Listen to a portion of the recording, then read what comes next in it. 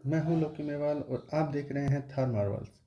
आज हम संविधान की कहानी को उसके इतिहास से समझेंगे। ये कहानी मार्वल की मल्टी पार्ट सीरीज जैसी ही है, हर एक्ट हर रिफॉर्म्स पिछले से जुड़ा हुआ। तो चलिए चलते हैं 1773 से लेकर 1947 तक, यानी कंपनी से लेकर आज़ादी तक की सफ़र पर। सबसे पहले 1773 का रेगुलेटिंग एक्ट आया। ठीक है, 1773 में आया रेगुलेटिंग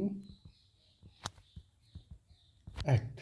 ठीक है, पहली बार ब्रिटिश संसद ने ईस्ट इंडिया कंपनी पर सीधा नियंत्रण स्टार्ट किया। ठीक है, जो संसद थी उसने कंपनी पर नियंत्रण स्टार्ट कर लिया अभी। ठीक है, जो बंगाल का गवर्नर जनरल था उसको बना दिया गवर्नर जनरल ऑफ बंगाल। ठीक है, बंगाल में गवर्नर जनरल था, इसको बना दिया गवर्नर जनरल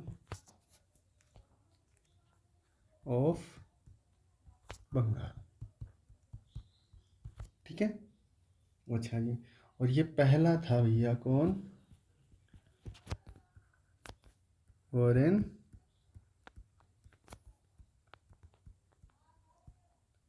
हेस्टिंग्स। भैया वॉरेन हेस्टिंग्स बंगाल का लास्ट गवर्नर जनरल भी था। ठीक है, और गवर्नर जनरल ऑफ बंगाल पहला यही था। ठीक है, तो दोनों तरीके से आपसे क्वेश्चन पूछा जा सकता है। इसी टाइम पे कलकत्ता में बना दिया सुप्रीम कोर्ट। ठीक है, फिर आता है 1784 में पिट्स इंडिया एक्ट।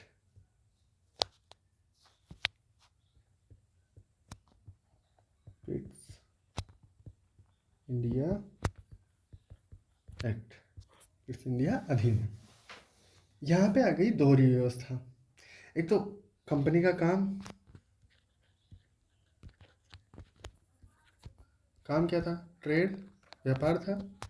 और ब्रिटिश सरकार जो है,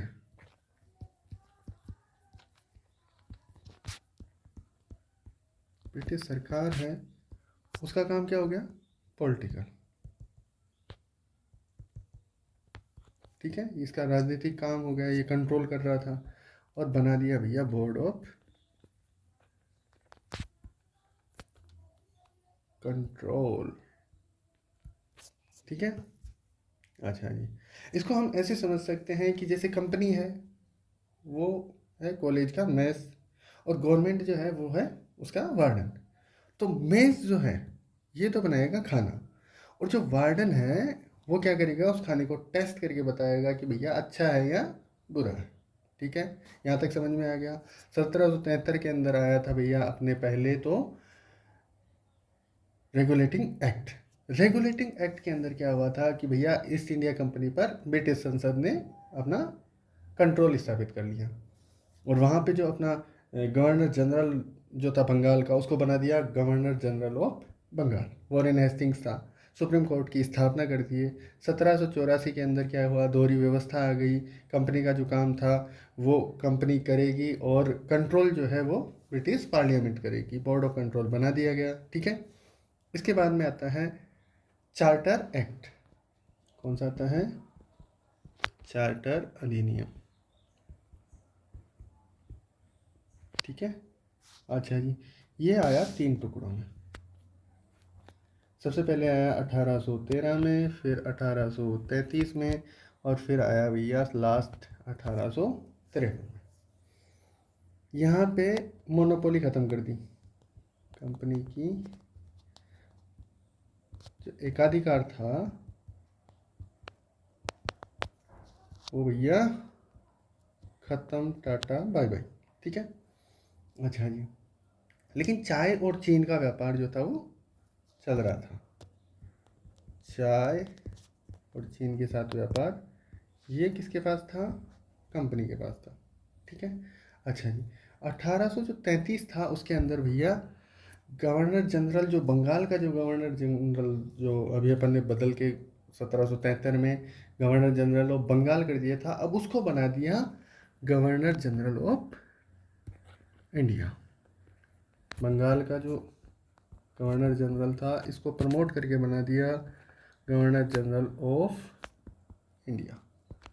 भारत का गवर्नर जनरल इसको बना दिया गया। ठीक है, इसी टाइम पे विधान परिषद बनाया गया।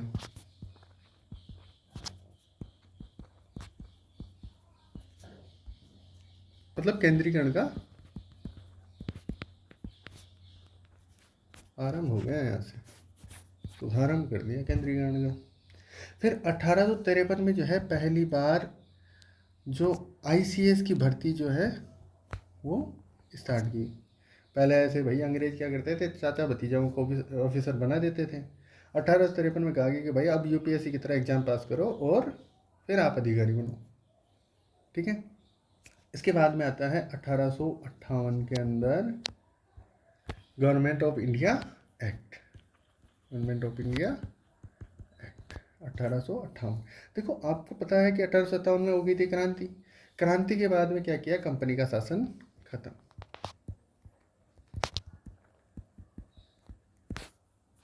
पूरी तरह से समाप्त। ठीक है, अच्छा जी, क्यों? 1857 की क्रांति। ठीक है, अच्छा जी, अब जो भारत का शासन था वो किसके पास चला गया?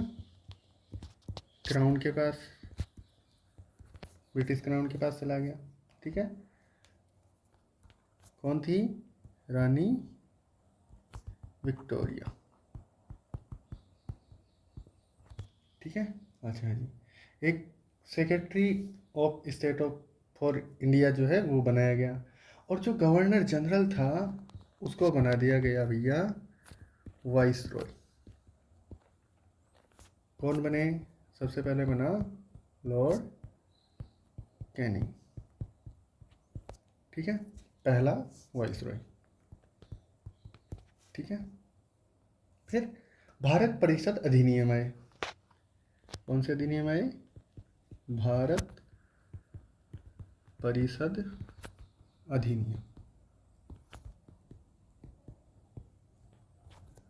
ये आए भैया 3। पहला आया 1861 में, दूसरा आया 1892 में, और तीसरा आया 1909 में। ठीक है, जो 1861 का भारत परिषद अधिनियम आया, इसके अंदर पहली बार जो भारतीय जो सदस्य हैं उनको नॉमिनेट किया गया विधान परिषद में। विधान परिषद में भारतीय सदस्य मनोनीत हुए। ठीक है, मतलब यहाँ से भारतीय जो है वो सत्ता के दरबार में घुसने स्टार्ट हो गए। अब यहाँ 1892 में भैया चर्चा और सवाल पूछना, भारतीयों को ये मिल गया अधिकार। ठीक है, 1909 के अंदर काफ़ी सारी चीज़ें हैं, हिस्ट्री में अपन पढ़ते हैं, इसको पार्लियामेंटो सुधार भी बोलते हैं। यहाँ पे जो इम्पोर्टेंट बात थी कि भैया मुस्लिम जो थे इनको दे दिया पृथक निर्वाचन। ठीक है, यहाँ तो कोई दिक्कत नहीं है। अब ये जो पृथक निर्वाचन था कुछ ऐसा था कि भैया मान लो क्लास में मॉनिटर चुनना है, टीचर बोले साइंस वालों का अलग मॉनिटर होगा, आर्ट्स वालों का अलग मॉनिटर होगा, तो यहाँ से डिवाइड एंड रूल जो है वो स्टार्ट कर दिया। ठीक है, फिर आता है 1919 1919 में गवर्नमेंट ऑफ इंडिया एक्ट आया। गवर्नमेंट ऑफ इंडिया एक्ट आया, इसको बोलते हैं मोंटेग्यू चेम्सफोर्ड सुधार।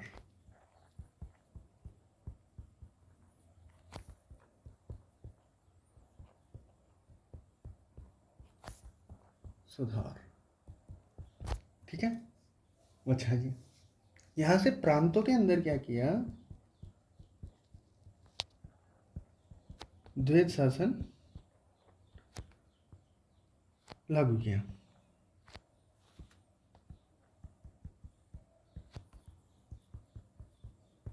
1919 के गवर्नमेंट ऑफ इंडिया एक्ट के अंदर प्रांतों के अंदर द्वैध शासन लागू किया।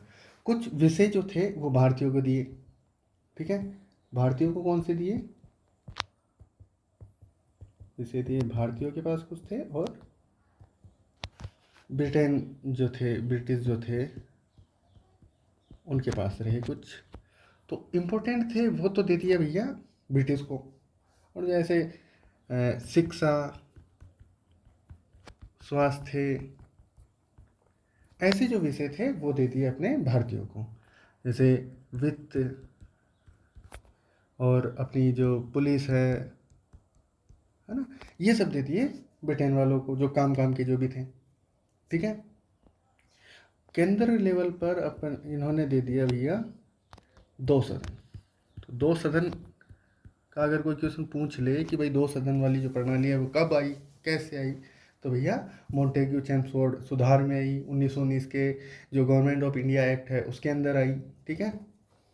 और जो ये पृथक निर्वाचन थे, इसको और ज़्यादा बढ़ा दिया गया, सिखों को भी दे दिया गया, क्योंकि ये क्या है, वही डिवाइड एंड रूल वाला चल रहा था, ठीक है। तो वही करना है इनको, जैसे भी है तोड़ फोड़ के जो अपने जो आंदोलन चल रहे थे उनको दबाना था, है ना। तो ऐसे ये बांटने की कोशिश कर रहे थे। अब ये जो चीज़ें आई हैं 1919 के एक्ट में, इसको हम एग्जाम्पल से अगर समझे तो कुछ ऐसा है कि घर में जो है काम बांट दिए गए कि बच्चे जो हैं टीवी चैनल कौन सा चलाएगा वो खुद डिसाइड कर लो, लेकिन घर वाले जो है बिजली का बिल वगैरह वो सब घर वाले पे करेंगे, टीवी की ईएमआई कौन देगा, वो घर वाले देंगे, बच्चों की एलआईसी करवानी है वो कौन करवाएंगे, घर वाले करवाएंगे। तो इम्पोर्टेंट जो पावर्स थी वो आज भी किन के पास थी, 1919 में भी ब्रिटिशर्स के पास ही थी। इसके बाद में आता है 1935 का गवर्नमेंट ऑफ इंडिया एक्ट, ठीक है। 1935 आता है, गवर्नमेंट ऑफ इंडिया एक्ट आता है। इसको भैया बोलते हैं मदर ऑफ इंडियन कॉन्स्टिट्यूशन। क्या बोलते हैं इसको, मदर ऑफ इंडियन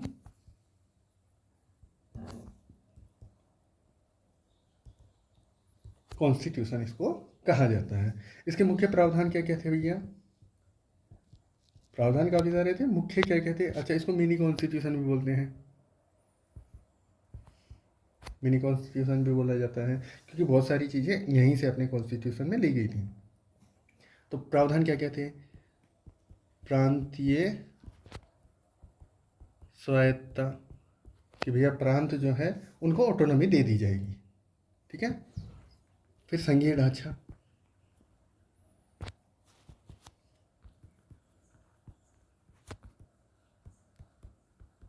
संघीय ढांचा हो गया।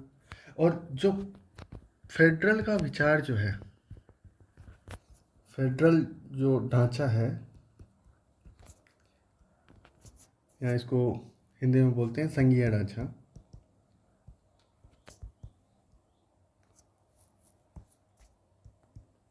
इसका विचार भी यहीं से आया है ना। और संघीय जो न्यायालय है,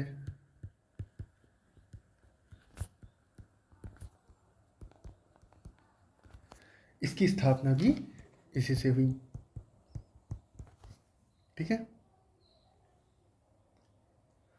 और ये एक बहुत ज़्यादा लंबा था, इतना लंबा था भैया कि ब्रिटिशर्स जो एमपीज थे वो भी बोलते कि भैया इतना लंबा सिलेबस दे दिया इतना लंबा पढ़ के तो हम आईसीएस बन जाते।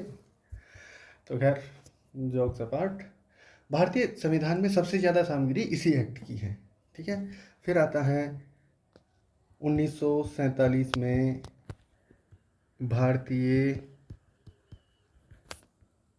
स्वतंत्रता अधिनियम,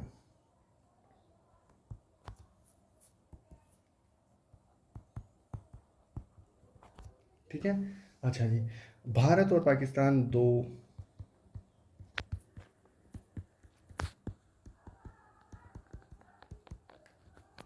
दो नए देश बन गए, ठीक है। अच्छा, ब्रिटिश पार्लियामेंट ने भारत के हाथों में सत्ता सौंप दी और जो अपनी संविधान सभा है उसको अधिकार मिला कि वो अपना संविधान बनाए।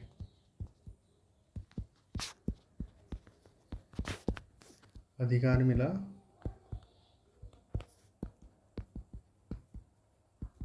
संविधान बनाने का, ठीक है।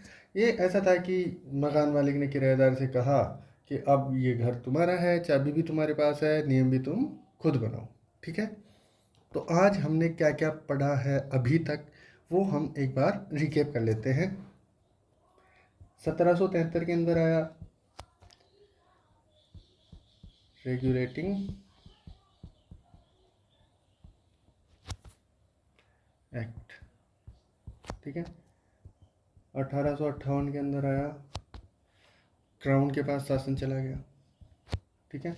1909 के अंदर पृथक निर्वाचन हो गया, ठीक है। 1919 के अंदर जो द्वैध शासन जो था वो आ गया अपना, ठीक है। 1935 में अभी अभी आपने देखा कि जो फेडरल स्ट्रक्चर है, कॉन्स्टिट्यूशन का रफ ड्राफ्ट उसे बोल सकते हैं, वैसा आ गया। 1947 के अंदर आ गया अपना स्वतंत्रता अधिनियम, ठीक है। तो दोस्तों ये है भारत में संविधान का ऐतिहासिक विकास, ठीक है। इसके बाद में हम जो देखने वाले हैं वो देखने वाले हैं अपने संविधान की मांग किस तरह से हुई और उसको ब्रिटिशर्स ने किस तरह से उस मांग को स्वीकार किया, वो सब चीज़ें हम पढ़ेंगे, ठीक है। तो सबसे पहले तो क्या है, अपने जो बाल गंगाधर तिलक है, 1895 में बाल गंगाधर तिलक ने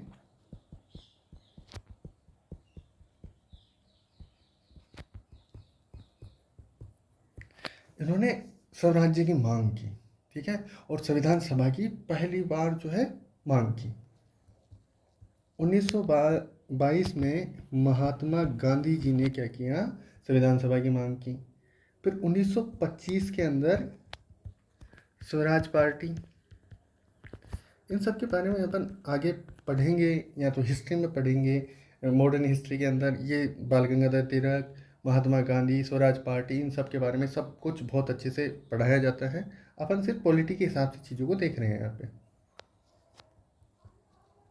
1928 के अंदर आपको पता होगा नेहरू समिति ने जो है मांग रखी थी। फिर 1934 में एम.एन. रॉय,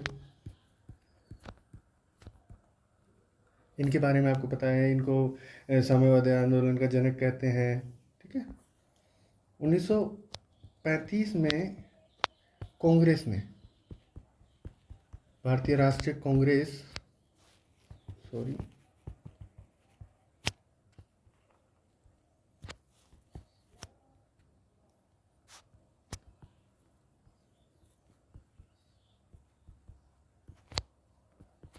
कांग्रेस ने पहली बार जो है आधिकारिक तौर पर संविधान सभा की मांग की। 1938 में पंडित जवाहरलाल नेहरू ने ऐसे कहा कि भैया जो संविधान सभा है वो सार्वभौमिक वयस्क मतदान के द्वारा निर्वाचित हो, तो ये कांग्रेस प्रतिनिधि के रूप में इन्होंने ये मांग रखी। उसके बाद 1940 में आता है अगस्त प्रस्ताव। अगस्त प्रस्ताव आया, पहली बार संविधान सभा की जो मांग थी उसको स्वीकार कर लिया गया, ठीक है। पहली बार इन्होंने क्या कर लिया, उसको स्वीकार कर लिया, ठीक है। अच्छा जी, फिर आता है 1942 में क्रिप्स मिशन।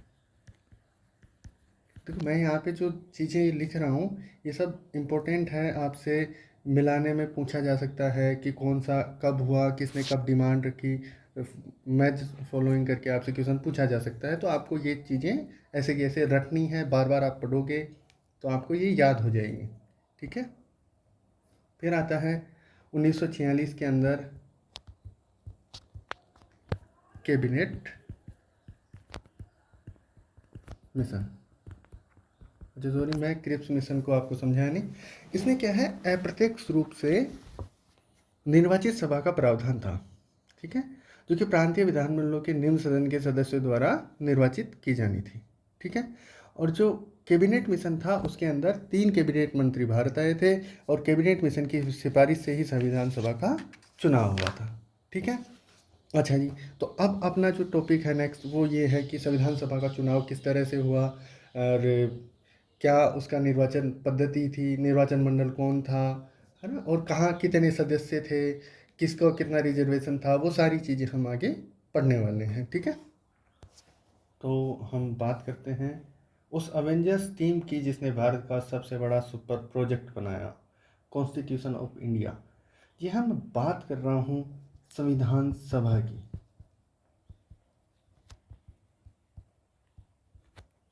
तैयार हो जाइए क्योंकि आज की अभी तक जो अपन ने पढ़ा है उसमें सबसे ज़्यादा ज़रूरी चीज़ है वो है संविधान सभा। इसी के लिए हम उसका इतिहास वगैरह वो सब पढ़ रहे थे। क्वेश्चन यहाँ से मोस्ट प्रोबेबली पूछे जाएंगे। तो हम पढ़ते हैं पहले इसका गठन कैसे हुआ। तो अभी हमने बात की कैबिनेट मिशन प्लान की 1946 में आया था और संविधान सभा बनाने का विचार यहीं से आया था।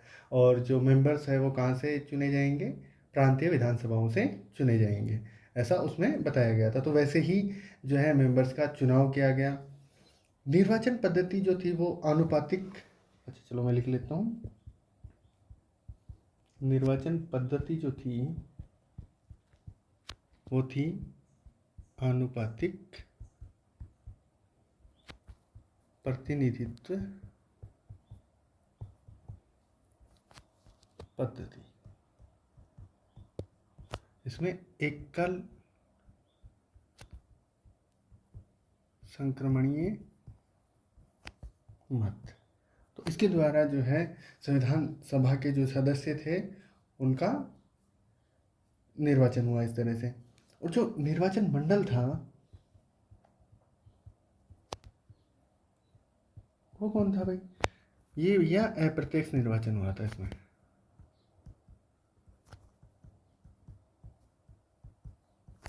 ठीक है। और जो प्रांतीय विधानमंडलों के जो निम्न सदन के सदस्य जो थे उन्होंने इसके अप्रत्यक्ष निर्वाचन किया था और ऐसे अपने संविधान सभा के जो सदस्य थे उनका चुनाव हुआ था, ठीक है। इसके अंदर 3 श्रेणियां थी। 3 श्रेणियां कौन कौन सी थी, मुस्लिम थे भैया, फिर सिख और सामान्य। मुस्लिम की 78 सीट थी, इनकी जो सिख थे इनकी 4 सीटें थी और जो सामान्य थे जिसके अंदर हिंदू, जैन, बौद्ध, फारसी इन सब की थी 210 सीटें, ठीक है। अच्छा जी, तो यहाँ पे कुल जो सदस्य थे वो कितने हुए। कुल सदस्यों की अगर बात करें तो पहले जो थे, पहले ऐसा हुआ था कि ब्रिटिश शासन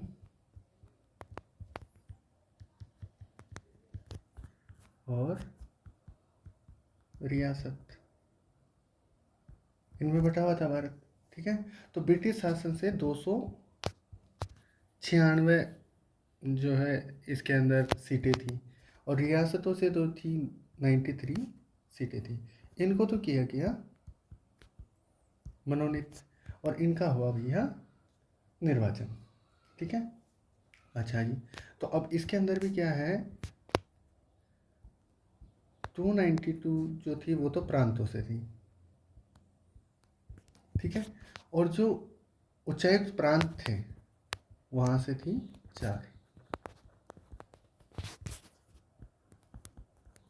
यहाँ से थी 4, ठीक है। तो दिल्ली,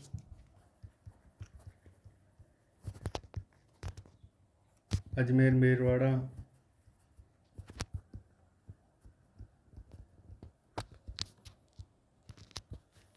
कुर्ग और चौथा था बलूचिस्तान,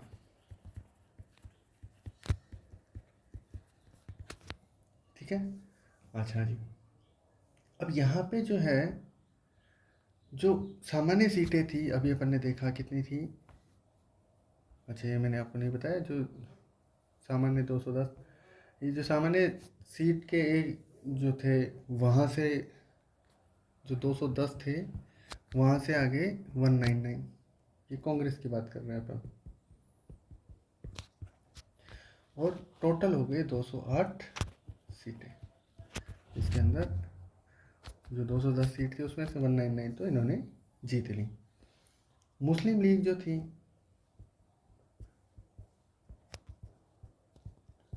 इनको मिली 73। अब महात्मा गांधी और मोहम्मद अली जिन्ना ने जो है चुनाव नहीं लड़ा था, ठीक है। और जय नारायण व्यास और तेज बहादुर सप्रू ने संविधान सभा से त्यागपत्र दे दिया था। और यहाँ पे जो है महिला सदस्य भी थी 15, ठीक है। और राजस्थान के अगर सदस्यों की बात करें, ये अपने एग्ज़ाम के पॉइंट ऑफ व्यू से ज़्यादा इम्पोर्टेंट है, क्योंकि राजस्थान वाले तो हमें पता होना ही चाहिए। तो जयपुर से थे वीटी कृष्णामचारी, ठीक है। और एक थे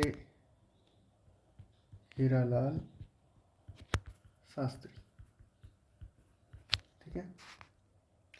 खेतड़ी से थे सरदार सिंह।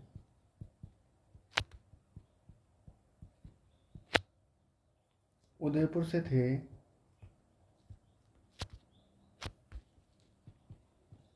विजय राघवाचारी और बलवंत राय मेहता। ये सब नाम आप जब राजस्थान हिस्ट्री पढ़ते हो तो वहाँ पे मोस्टली ये नाम आप वहाँ पे पढ़ते हो। वही लोग राजस्थान से संविधान सभा में गए थे, तो उनका नाम अपने को पता होना चाहिए। आप बार बार पढ़ोगे तो आपको पक्का ये याद हो जाएंगे। और उदयपुर से ही थे अपने माणिक्य लाल वर्मा। भरतपुर से थे अपने राज बहादुर। जोधपुर से, ये नाम तो सबको ही पता है, जय नारायण व्यास, ठीक है। अजमेर मेरवाड़ा से थे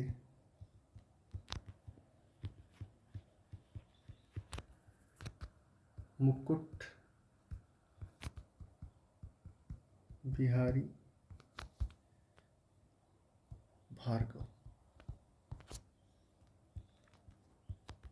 शाहपुरा से थे गोकुल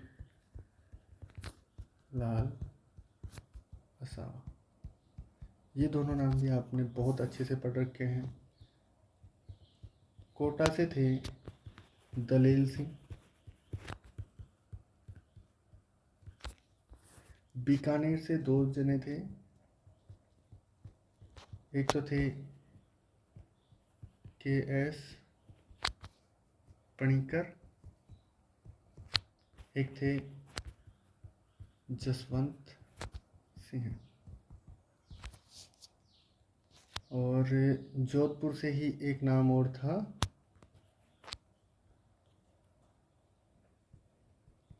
CS वेंकटाचारी, ठीक है। तो ये थे भैया अपने राजस्थान के सदस्य संविधान सभा में, ठीक है। तो इसका चुनाव कब हुआ? जुलाई अगस्त 1946 में संविधान सभा का चुनाव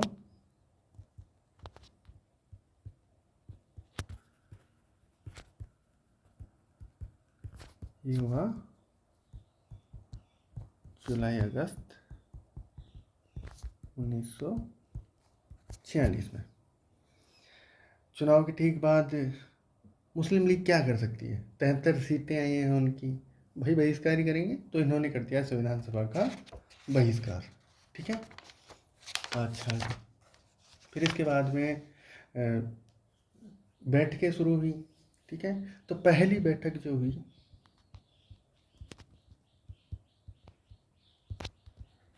वो हुई 9 दिसंबर 1946 को। अब इस टाइम पे सच्चिदानंद सिन्हा जी जो थे वो सबसे वरिष्ठतम थे, इसलिए सच्चिदानंद सिन्हा को बना दिया गया टेम्परेरी अध्यक्ष। ठीक है, अस्थायी अध्यक्ष।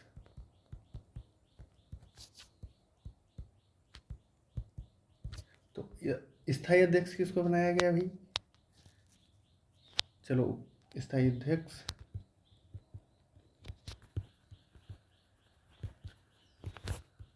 कौन नहीं जानता?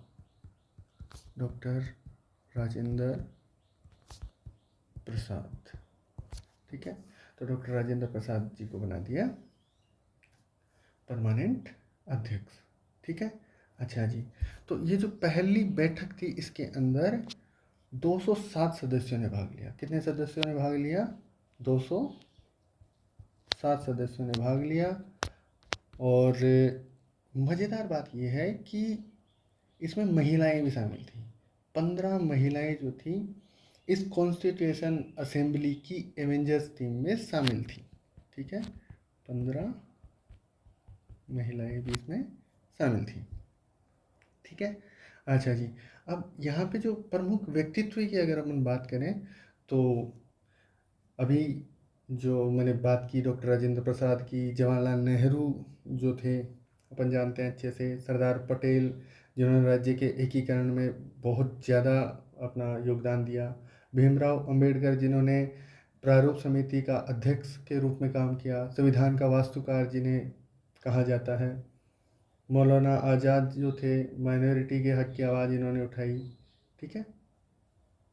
तो हम अगर जैसे चैनल का नाम है थार मार्वल्स, तो एक मार्वल की टीम अगर देखें तो अंबेडकर जो थे वो थे टेक ब्रेन ड्राफ्टिंग कमेटी के जो अध्यक्ष थे। तो ये हो गए iron man of this team. ठीक है। नेहरू, इनके पास एक विजन था, तो ये हो गए कैप्टन अमेरिका। पटेल जिनके पास बहुत ज़्यादा पावर थी, तो ये हो गए इस टीम के हल्क। और राजेंद्र प्रसाद जो कि लीडर थे ये हो गए निक फ्यूरी। ठीक है। अच्छा जी। इसके बाद में हम कुछ और बातें करते हैं। इसकी जो दूसरी बैठक थी वो हुई 11 दिसंबर 1946 को, दूसरी बैठक, जिसमें जो है राजेंद्र प्रसाद को स्थायी अध्यक्ष बनाया, एस सी मुखर्जी को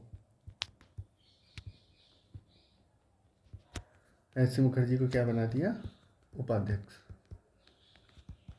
ठीक है। राजेंद्र प्रसाद जी को दूसरी बैठक के अंदर बनाया गया था। ठीक है। अच्छा जी। फिर बी एन राव जो थे इनको बनाया गया संवैधानिक सलाहकार।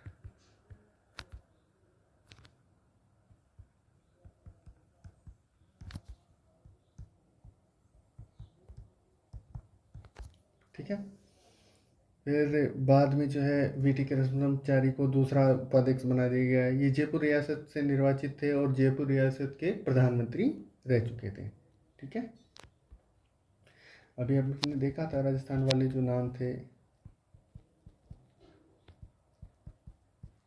ठीक है। दूसरे उपाध्यक्ष। ठीक है। अच्छा जी। जो संविधान का पहला प्रारूप जो तैयार किया था वो किया था भैया बी एन राव ने। ठीक है। इन्होंने बर्मा का संविधान भी तैयार किया था। बर्मा का संविधान भी तैयार किया था। ठीक है। फिर तीसरी बैठक होती है 13 दिसंबर 1946 को। ठीक है, पंडित जवाहरलाल नेहरू ने उद्देश्य प्रस्ताव पेश किया।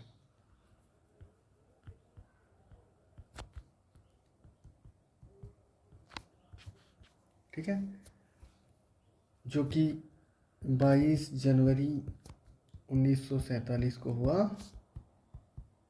पारित। जवाहरलाल नेहरू ने इसको पेश किया था। इसके अंदर क्या क्या चीज़ें थी, तो भैया स्वतंत्र संप्रभु भारतीय गणराज्य की स्थापना, इसके लिए संविधान का निर्माण करना, स्वतंत्र संप्रभु भारतीय संघ के कुछ क्षेत्र इन्होंने बताए कि जो है ब्रिटिश वाला जो एरिया है, भारतीय राज्य की जो रियासतें हैं वो हैं, अन्य भारतीय रियासतें जैसे गोवा हो गई, पुडुचेरी हो गई, और कोई क्षेत्र हो जो कि अपनी इच्छा से भारत में शामिल होना चाहिए, तो वो सब जो है भारत के क्षेत्र में होने चाहिए, संप्रभु क्षेत्र में। ठीक है, अब इसके अंदर जो अवशिष्ट शक्तियां हैं वो राज्य को दी जानी चाहिए, प्रांतीय स्वायत्तता हो, सरकार की शक्तियां और अधिकारिता का स्रोत जनता होनी चाहिए, मतलब एक लोकतंत्र वाला जो देश है वो अपने को बनाना है। नागरिकों को न्याय मिलना चाहिए, सामाजिक, आर्थिक और राजनीतिक स्वतंत्रता मिलनी चाहिए, विचार की, अभिव्यक्ति की, विश्वास की, धर्म की, उपासना की, संघ बनाने की, व्यवसाय की, और विधि और नैतिकता के दायरे में ये सब चीज़ें होनी चाहिए। फिर समता के बारे में कि समानता कैसी होनी चाहिए, प्रतिष्ठा की, अवसर की, विधि के समक्ष सुनिश्चित किए जाने चाहिए। अच्छा जी, कुछ जो हैं उनके हितों के लिए कुछ अलग से प्रयास किए जाने चाहिए, वहाँ वो मेंशन होने चाहिए, जैसे अल्पसंख्यक हो गए, पिछड़े और जनजातीय क्षेत्र हो गए, सामाजिक रूप से पिछड़े वर्ग हैं उनके लिए, और भारत के समस्त राज्य की अखंडता को बनाए रखने के लिए इसके राज्य क्षेत्र के अंतर्गत जल, थल, नभ, इन सब पर क्या होना चाहिए, संप्रभु अधिकार जो है वो बनाए रखना चाहिए। प्राचीन काल से विश्व इतिहास में भारत की एक विशिष्ट पहचान है, ये आप हम जानते हैं, उस टाइम पे भी लोग जानते थे, तो उसको बनाए रखना है, विश्व शांति और मानव कल्याण को क्या करना है, प्रोत्साहन करना है। ये सब चीज़ें पंडित जवाहरलाल नेहरू ने अपने उद्देश्य प्रस्ताव में लिखी थी। ठीक है, अब आपको ये सब चीज़ें सुनकर ऐसा लग रहा होगा कि ये तो हमारे संविधान की प्रस्तावना है, तो ऐसा ही है, प्रस्तावना जो है बाद में बनाई गई थी, उसके बारे में अपन बाद में बात करेंगे, तो वो इसी की एक झलक है, और वास्तव में अपना जो संविधान है उसकी झलक है प्रस्तावना, उसके बारे में अपन बाद में बात करेंगे। ठीक है, अच्छा जी, तो अब जो संविधान सभा थी उसकी कार्य प्रणाली कैसी थी, तो संविधान सभा ने 2 वर्ष 11 माह और 18 दिन में संविधान तैयार किया। ठीक है, कुल सत्र कितने हुए, कुल 11 सत्र हुए। फिर बैठकें कितनी हुई, 165 दिन। ठीक है, बहुत सारे संविधान में संशोधन, जो संविधान बना रहे थे उसके अंदर संविधान संशोधन के प्रस्ताव आए, उसमें से 2400 को स्वीकार किया गया। टोटल आए थे 7635, जो कि अपने काम का नहीं है, कोई नहीं पूछता है। और ड्राफ्ट जो है वो किसने तैयार किया था, अम्बेडकर जी ने। ठीक है, अच्छा जी, इसकी जो प्रक्रिया थी वो कैसी थी, प्रक्रिया थी, इसके अंदर बहुत अच्छे से इसका डिस्कशन होता था, हर अनुच्छेद का खुलकर उसका बहस होती थी उसके ऊपर। इसमें जो मेंबर्स थे वो सुझाव देते थे, तो उससे अमेंडमेंट भी होते थे, वोटिंग से जो है बहुमत से फैसला लिया जाता था। ठीक है, और ये जो इसको अडॉप्ट किया था अपन ने 26 नवंबर 1949 को, इसको अंगीकृत, अधिनियमित और आत्मार्पित किया था अपन ने 1949 को। इसको इम्प्लीमेंट कब किया था, 26 जनवरी 1950 को। ठीक है, अच्छा जी, और इसके अंदर लागत लागत बहुत ज़्यादा हो गई थी उस टाइम के हिसाब से, 6.3 करोड़ रुपए। आज के हिसाब से लग सकता है कि छोटा मोटा अकाउंट है, लेकिन उस टाइम ये बहुत बड़ा अमाउंट था। और सोचो आज अगर संविधान बन रहा होता तो प्रिंटिंग, वाईफाई बिल, चाय नाश्ता वगैरह सब जोड़ के शायद 6,000 करोड़ जो है खर्च कर देते आज के नेता। लेकिन उस टाइम पे 6.3 करोड़ रुपए में अपना संविधान जो है बन गया था। अच्छा, और मज़ेदार बातें मैं आपको बताता हूँ इसके बारे में, संविधान सभा के बारे में और संविधान के बारे में। जो संविधान जो है उसको लिखने के लिए पेन और टाइपराइटर की नहीं बल्कि एक कला का इस्तेमाल किया गया था। शांति निकेतन जो कि रविंद्रनाथ टैगोर जी ने खोला था, है ना? अभी यूनेस्को वर्ल्ड हेरिटेज साइट के अंदर उसको शामिल किया गया है, आपने करंट में पढ़ा होगा। और इसके स्टूडेंट थे नंदलाल बोस, और उनकी जो टीम थी इन्होंने हाथ से सजाया था। हर पन्ने पर सुंदर चित्र इसके ऊपर बनाए हुए हैं। जो संविधान का मूल दस्तावेज है वो आज भी संसद भवन की हेलियम फील्ड केस में रखा हुआ है। ठीक है, जैसे कि मार्वल कॉमिक्स रखी जाती है ग्लास फील्ड केस के अंदर, वैसे ही। अच्छा, इसके अंदर बहुत सारी चुनौतियां थी। चुनौतियां क्या क्या थी? अरे भैया, विभाजन के कारण तनावपूर्ण माहौल था, देश की आर्थिक स्थिति इतनी अच्छी नहीं थी। चलो लिख लेते हैं, विभाजन, आर्थिक स्थिति, ठीक है, और जाति, धर्म, लिंग, इन सब के आधार पर अलग अलग राय थी। ठीक है, फिर डिबेट के अंदर कई सदस्य ऐसे बोलते थे कि भैया इतना लंबा संविधान क्यों बना रहे हो? तो अंबेडकर का जवाब होता था, ठीक है, ऐसा हो ना हो, मैं सिर्फ ऐसे ही आपको याद करवाने के लिए, कि भाई इंडिया कोई सिंपल मूवी नहीं है, ये है मल्टीवर्स। और वो मल्टीवर्स किसने लिखा था? अंबेडकर ने खुद लिखा था। ठीक है, तो संविधान सभा वो जगह थी जहां भारत के महान नेताओं ने बैठकर भारत की नींव रखी, नए भारत की नींव रखी। ये ऐसी टीम थी जिसने अलग अलग बैकग्राउंड, आइडियोलॉजी, विचारधाराओं के लोग थे इसके अंदर। लेकिन उनका मकसद क्या था? एक था कि एक ऐसा संविधान बनाना है जो भारत को जोड़ कर रखे।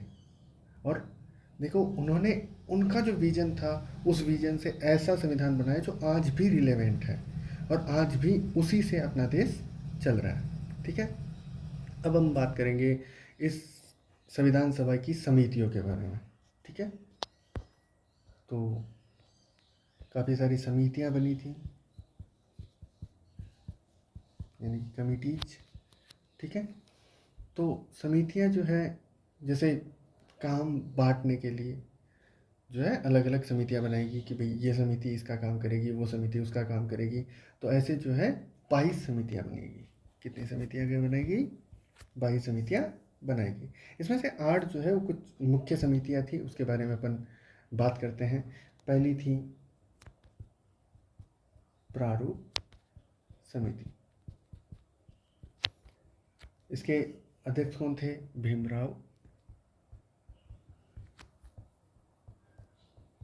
अंबेडकर।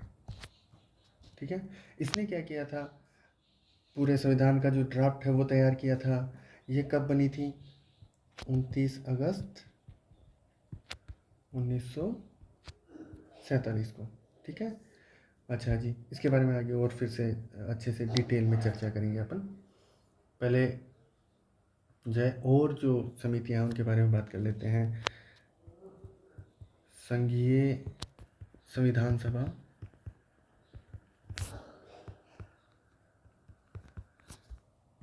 इसके अध्यक्ष थे जवाहरलाल नेहरू। फिर थी भारतीय राज्यों के लिए समिति।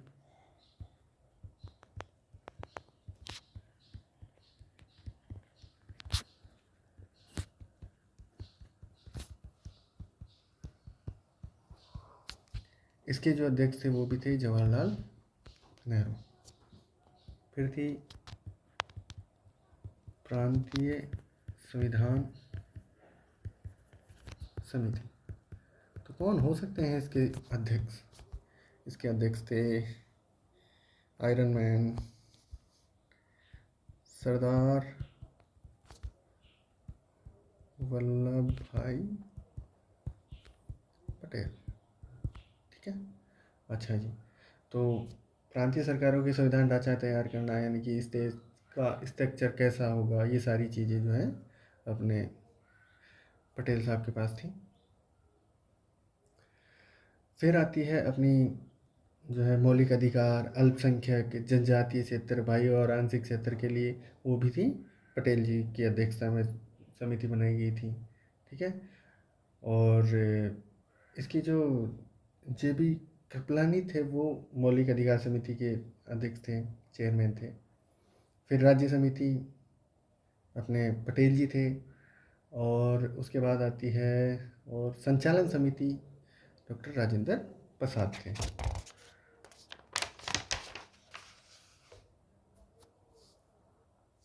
अब हम प्रारूप समिति की डिटेल में चर्चा कर लेते हैं। तो अध्यक्ष तो कौन थे? अम्बेडकर, डॉक्टर भीमराव अम्बेडकर चेयरमैन थे इसके। सदस्य कौन कौन से? एन गोपाला स्वामी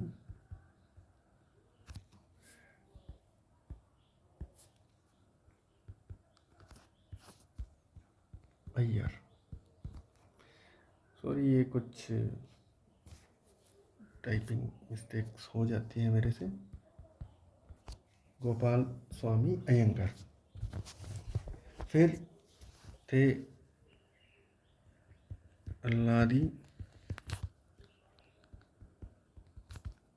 कृष्णा स्वामी अय्यर। ठीक है। फिर थे के एम मुंशी, और थे सैयद मोहम्मद सादुल्ला। थे बी एल मित्तर। पहले एन माधव राव थे, एन माधव राव, इनकी जगह बी एल मित्र आए थे।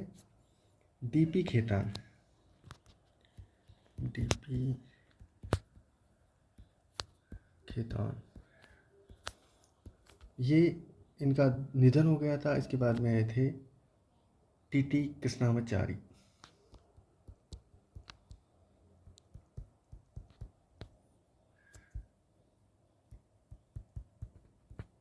ठीक है। प्रारूप समिति के जो सदस्य हैं बहुत ज़्यादा इम्पोर्टेंट हैं। इसके जो अध्यक्ष थे वो डॉक्टर भीमराव अंबेडकर थे। इसके अंदर जो सदस्य थे Gopal Swami Iyengar, Krishna Swami Iyer, K M Munshi, Syed Mohammad Saadulla, B L Mitter, DP Khaitan. दो तो स्वामी ही है, एक तो गोपाला स्वामी है, एक कृष्णा स्वामी है, एक मुंशी जी हैं, और एक मोहम्मद सादुल्ला है। बी एल मित्र है, डीपी खेतान है। मुझे उम्मीद है आपको ये नाम याद हो गए। प्रारूप समिति ने क्या किया, जो संविधान का मसौदा जो है वो तैयार किया। इसमें मौलिक अधिकार, डीपीएसपी, नागरिक कर्तव्य, सब चीज़ें इन्होंने डाली। इन्होंने 60 देशों के संविधानों का अध्ययन किया और उससे भारतीय संविधान का प्रारूप तैयार किया। इस प्रारूप को संविधान सभा के समक्ष रखा, जिसने संविधान सभा ने 3 पठन में पारित किया। पहला पठन था, पहला पठन 4 नवंबर 1948 से 9 नवंबर 1948। दूसरा जो पठन था 15 नवंबर 1948 से 17 अक्टूबर 1949। यहाँ पर टाइम कितना लग गया? 11 महीने। फिर हुआ तृतीय पठन 14 नवंबर 1949 से 26 नवंबर 1949। अब 26 नवंबर 1949 तक संविधान निर्माण की पूरी प्रक्रिया कंप्लीट हो गई, पारित हो गई, और इसी दिन संविधान अंगीकृत, अधिनियमित और अनुपार्पित किया। इस दिन जो हमने अपनाया था संविधान, उसके अंदर प्रस्तावना, 395 अनुच्छेद और 8 अनुसूचियां थी। ठीक है। अच्छा जी, 15 अनुच्छेद जो थे वो 26 नवंबर 1949 को ही लागू हो गई।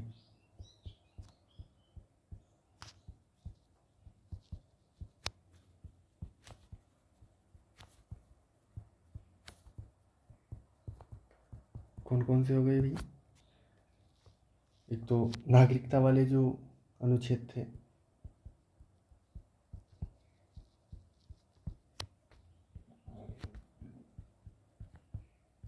5, 6, 7, 8, 9, अनुच्छेद 5, अनुच्छेद 6, अनुच्छेद 7, अनुच्छेद 8 और अनुच्छेद 9। और राष्ट्रपति की शपथ कौन से आर्टिकल में है बताओ? आर्टिकल 60। निर्वाचन आयोग, क्योंकि चुनाव करवाने हैं ना राष्ट्रपति के, तो निर्वाचन आयोग जो है वो भी पहले ही अनुच्छेद 324 भी लागू कर दिया गया। अनुच्छेद 366 और 367, इसमें क्या है? परिभाषाएं व निर्वचन, ये भी उसी दिन लागू हो गए। अनुच्छेद 379, 380, 388, 391, 392, इसके अंदर अस्थायी प्रावधान थे अंतरिम सरकार के।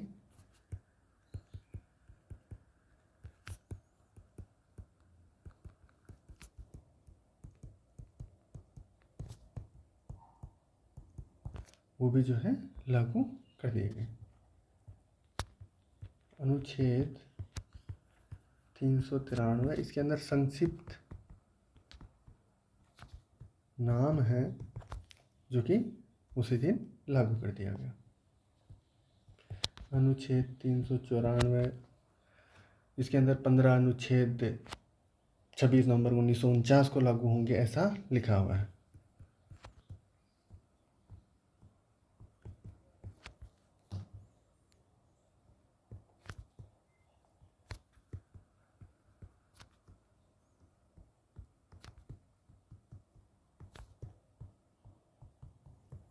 संविधान सभा ने एक एक चीज जो है संविधान के अंदर लिखी। तो बाकी संविधान कब लागू हुआ अपना, किसको नहीं पता? 26 जनवरी 1950 को। भैया जब 26 नवंबर को बन गया तो 26 जनवरी को क्यों इंतजार किया? सोचो। अरे भाई साहब, लाहौर अधिवेशन 26 जनवरी 1930, हमने खुद को स्वायत्त घोषित किया था ना कि भैया पूर्ण स्वराज लेके रहेंगे। ठीक है, तो इसीलिए 26 जनवरी का इंतजार किया। ठीक है, अब हम बात करते हैं संविधान सभा की जो भूमिका है वो 15 अगस्त 1947 को किस तरह से बदली, उसके अंदर क्या बदलाव आया। तो ये एक बनी संप्रभु संस्था। 15 अगस्त 1947 को संविधान सभा एक संप्रभु संस्था बन गई और ये कैबिनेट मिशन की सिफारिशों से बंधी हुई नहीं थी और ये अब क्या है, किसी भी प्रकार का संविधान बना सकती थी। तो सारे डिसीजन जो है ये खुद लेके अपने चीज़ें कर सकती थी। अब ये दोहरी भूमिका में थी। एक तो ये भारत के संविधान सभा के तौर पे तो काम कर ही रही थी, भारत की विधायिका का जो काम है, लॉ मेकर बॉडी जो है वो भी यही है उस टाइम पे। संविधान सभा की अध्यक्षता राजेंद्र प्रसाद करते थे, लेकिन जब ये विधायिका के रूप में काम करती थी तो इसकी अध्यक्षता करते थे जीवी मावलंकर। ठीक है, जीवी मावलंकर। अच्छा जी, फिर इसके बाद में जो है सदस्य संख्या जो है संविधान सभा में 299 रह गई थी। इसमें 284 सदस्यों ने अंतिम बैठक में भाग लिया था, उन्होंने साइन किए थे 26 नवंबर 1949 को। और इनके कुछ महत्वपूर्ण डिसीजन थे, जैसे राष्ट्रीय ध्वज को मान्यता दी थी 22 जुलाई 1947 को, और राष्ट्रमंडल की सदस्यता, इसकी सदस्यता ली थी 13 मई 1949 को। 24 जनवरी 1950 को राष्ट्रगान और राष्ट्रगीत को मान्यता दी। राष्ट्रगान और राष्ट्रगीत को मान्यता दी 24 जनवरी 1950।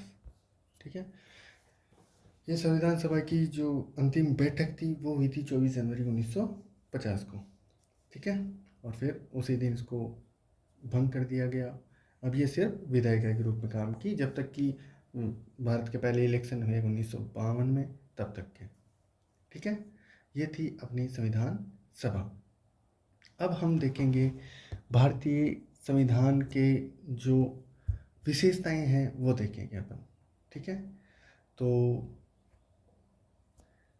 जैसे कि जो सुपर हीरोज की मूवी जाती है उसके अंदर उस हीरो की कुछ सुपर पावर्स होती हैं, वैसे कॉन्स्टिट्यूशन की भी अपनी अपनी सुपर पावर्स होती हैं। तो एक एक करके जानते हैं कि क्या क्या सुपर पावर्स हैं हमारे संविधान के अंदर। सबसे लंबा लिखित संविधान है। अच्छा, हम जानते हैं लिखित भी होता है और अलिखित भी होता है, वो सब चीज़ें अपन कर लेंगे बातचीत। तो पहला है, संविधान की विशेषताएं पढ़ रहे हैं।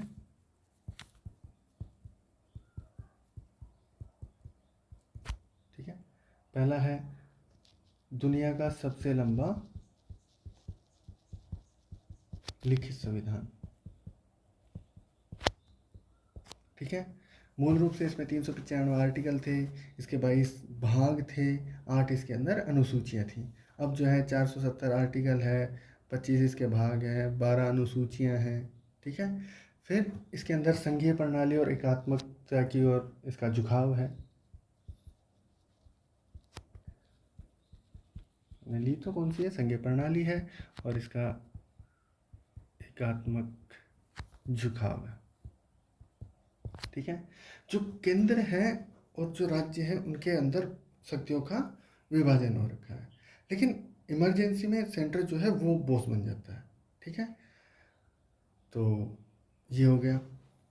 अगला है संसदीय शासन प्रणाली। ये हमने कहाँ से ली है, ब्रिटेन से ली है। ठीक है, अब इसके अंदर क्या है, राष्ट्रपति जो होता है, ठीक है, ये नाम मात्र का मुखिया। वास्तविक मुखिया कौन होता है, प्रधानमंत्री। ठीक है, जो कि सारे काम देखते हैं। ये कुछ ऐसा है जैसे घर में आपके जो भी काम होते हैं वो दादाजी के नाम से होते हैं, लेकिन वो काम कर कौन रहे होते हैं, वास्तव में जो पावर्स है वो किसके पास है, वो पिताजी के पास है। दादाजी है, उनका एक नाम है, तो राष्ट्रपति है कि हाँ भाई द्रौपदी मुर्मू के नाम से सारी चीज़ें होगी, लेकिन कर कौन रहा है, मोदी जी कर रहे हैं। ठीक है, फिर भारत क्या है, एक धर्मनिरपेक्ष राज्य है।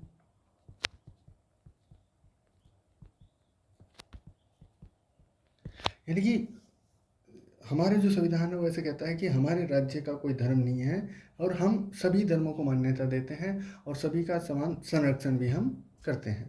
ठीक है, ये वेस्ट वाली जो थिंकिंग है उससे बिल्कुल अलग है। वहाँ पे चर्च अलग है और उनका जो सरकार है वो अलग चलती है, राज्य जो है अलग सोचता है।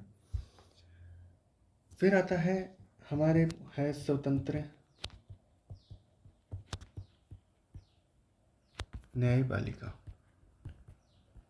ठीक है, सुप्रीम कोर्ट जो है वो गार्जियन है हमारे संविधान का, जुडिशियल रिव्यू जैसे अधिकार हैं। ठीक है, फिर है अपने मौलिक अधिकार।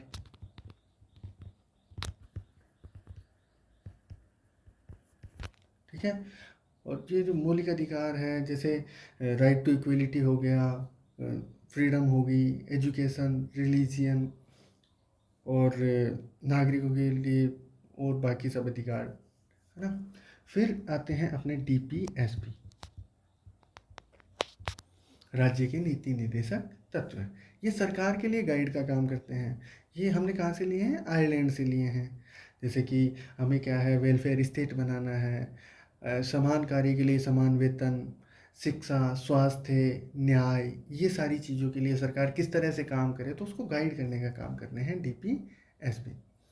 फिर है मौलिक कर्तव्य, हमारे संविधान में है।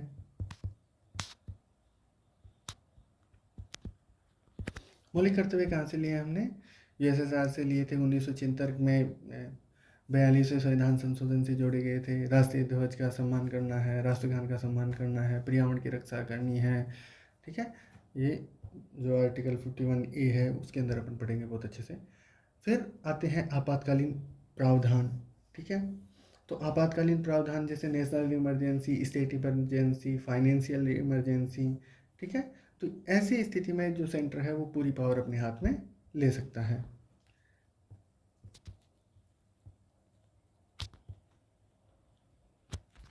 ठीक है, प्रोविजंस, ठीक है। फिर स्वतंत्र निर्वाचन आयोग है।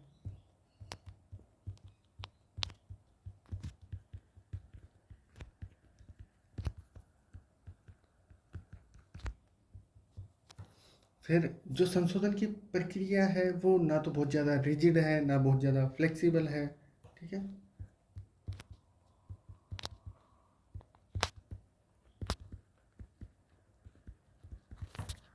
फिर यहाँ पे बहुत सारी मिश्रित विशेषता है, क्योंकि हमने बहुत सारे देशों से चीज़ें अडॉप्ट की हैं। तो ये है हमारे संविधान की विशेषता। तो यहाँ तक मुझे उम्मीद है कि आपको चीज़ें जो मैंने समझाई है वो आपको समझ में आ गई है, और नहीं आई है तो आप कमेंट्स में ज़रूर मुझे बताइए मैं किस तरह से इन चीज़ों को और इम्प्रूव कर सकता हूँ।